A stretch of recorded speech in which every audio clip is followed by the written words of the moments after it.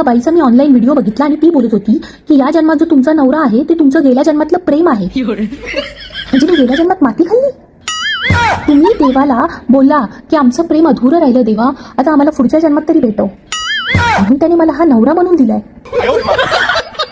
आणि हा नवरा मला छळतोय, मला त्रास देतोय, माझं ऐकत नाहीये. फिरायला घेऊन जा म्हटलं की त्याला रोग लागतो. आणि ह्या नवऱ्यावर मी गेल्या जन्मापासून प्रेम करते, त्यामुळेच डिवॉर्स एवढे वाढले.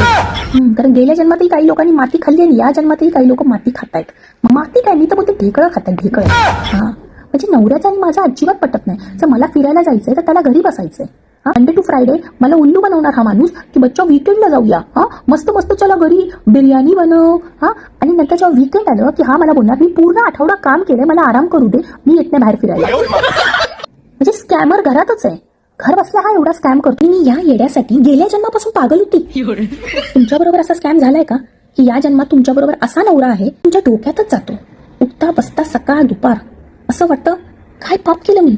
आता कळते मला, हे पाप केलं मी. गेल्या जन्मात माझ्या घरातल्यांनी मला हा नाही दिला, म्हणून या जन्मात देव बोलला तुला पाहिजे आहे ना हा, पुढच्या जन्मात देतो. तुझी इच्छा आहे ना, कर, एकदाची इच्छा पूर्ण कर. हा आणि मग नंतर डोकं आपटत बस की गेल्या जन्मात का दिला नव्हता तुला हा नवरा. खरंच देव खतरनाक बदला घेतो. तुमच्याबरोबर असा बदला घेतलाय का देवाने? घेतला असेल तर मला कमेंट करून सांगा खरंच.